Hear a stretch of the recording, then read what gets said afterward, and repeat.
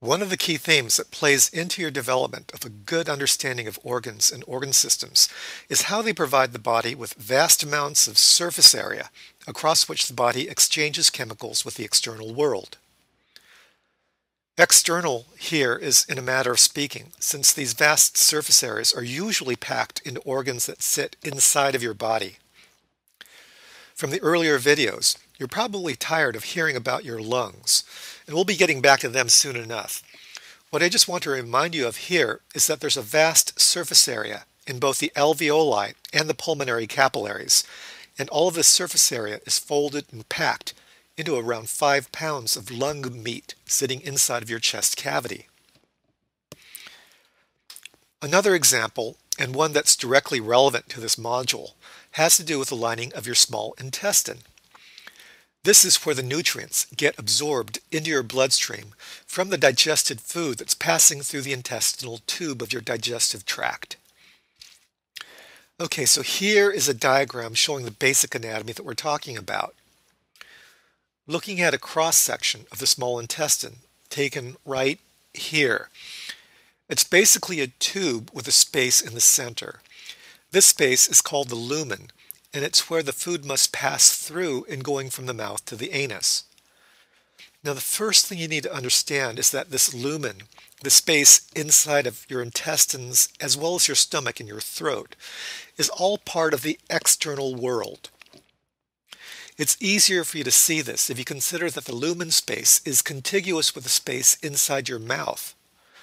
Obviously, the space in your mouth is contiguous with the outside world, and so is all of the space inside of your digestive tract.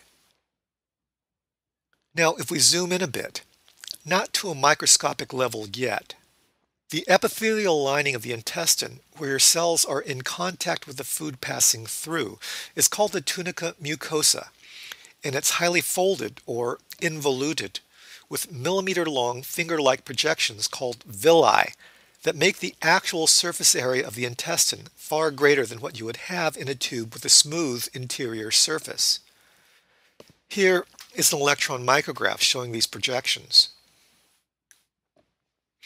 On top of this, there's even more infolding occurring at the cellular level that creates additional surface area. If we zoom in on a single epithelial cell of the lining, we would see that each mucosal cell lining the lumen has microscopic finger-like projections called microvilli, where the cell is in contact with the intestinal space.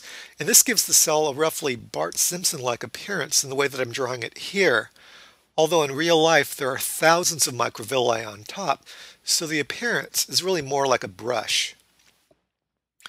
The effect of all these finger-like projections and infoldings at both the microscopic level and the visible with a naked eye level is a 30 to 60-fold increase in the surface area of the small intestinal mucosal lining. There's actually 30 to 60 times as much surface area inside of your small intestines than what you would have if its interior lining were smooth. Okay. So here is the factual detail of an anatomical feature of the small intestine. And so how do we want to understand this structure in terms of its physiological functional significance? Why have so much surface area? So here's where we return to the general functionality of meeting the body's need for X via exchange with the outside world. In this case, X is the nutrients that are gotten from the warm, mostly digested soup that passes through the intestine. And remember that we're considering the lumen of the intestine as part of the outside world. The nutrients of food aren't truly in your body until they pass from that soup into the blood, where they can then be processed by the liver and delivered to all the parts of your body where the nutrients are needed. The uptake of nutrients across the mucosal lining is the exchange, and having a large, highly folded surface area allows that exchange to occur more efficiently. Basically, if your small intestine had a smooth interior surface, it would need to be 30 to 60 times longer in order for the same amount of absorption to take place. And being large animals with relatively high metabolic rates, We humans have a greater need for nutrients and calories as compared with smaller animals with lower metabolic rates.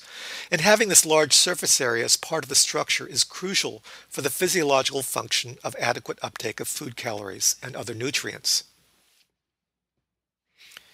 Animals that are much smaller than humans have simpler digestive systems, and yet we can still see the recurrent theme of surface area maximization as part of these animals' adaptations relating to nutrient uptake. This little flatworm has a gastrovascular cavity with only one opening, the pharynx, labeled P in this photo. It's the short tube through which the food passes as it goes both into and out of the gastrovascular cavity, here labeled G. Basically, the pharynx is both the mouth and the anus. But you can see how the cavity itself is highly convoluted in structure, with lots and lots of little outpockets, which make for a much greater epithelial surface area, which is where the worm absorbs nutrients from the digested food that's in its gastrovascular cavity. Even more bizarre is another flatworm, the tapeworm, which has no digestive space at all. No mouth, no stomach, no intestine. You probably know that the tapeworm lives in its host's intestine. So basically, this lucky worm is continually bathed with a nutrient soup every time its host eats. It absorbs all of its nutrients directly through the outside epithelium. Basically, it soaks up all of its nutrition through its skin. But even this very simple animal living in such a nutrient-rich environment has surface area issues. This mechanism of absorption through the skin is possible only because the shape of this flatworm is, well, flat, which means that its surface area is going to be much greater than what you would have on a typical worm with a rounder body profile.